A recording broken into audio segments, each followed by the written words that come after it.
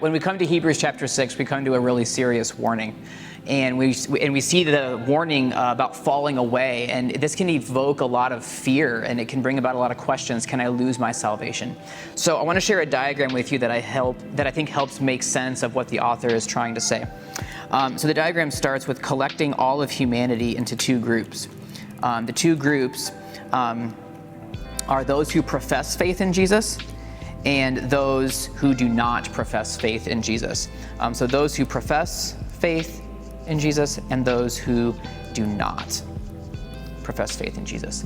Now, I'm choosing those words carefully because those who profess faith in Jesus actually have two different groups within them. For those who profess faith in Jesus, there are those who are genuinely saved.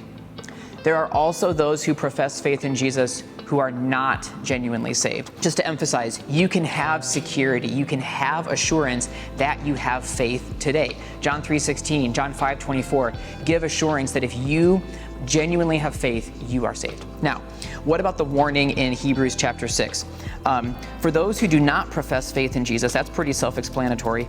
Those people are not saved, either because of ignorance, they don't know, or because of outright rejection. There's movement here. You can go from professing faith and not saved to actually saved. You can. You can go from not professing faith to Jesus to being saved. Absolutely. You can go from not professing faith to professing faith, but not actually saved. Those are all movements. But what's the movement that the author is really serious about in Hebrews 6?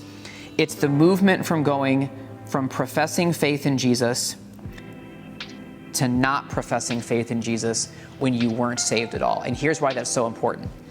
When you go from professing faith in Jesus to not professing faith in Jesus, it's not that you've lost your salvation, it's that something has changed in you that you'll no longer repent.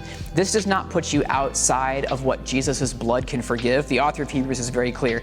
Jesus' blood can forgive anything, including this movement. But what this movement does is it burns over or calluses your heart to where you used to be close to the people of God, you professed faith, you've tasted and seen, the author says, but when you move away, you're not coming back.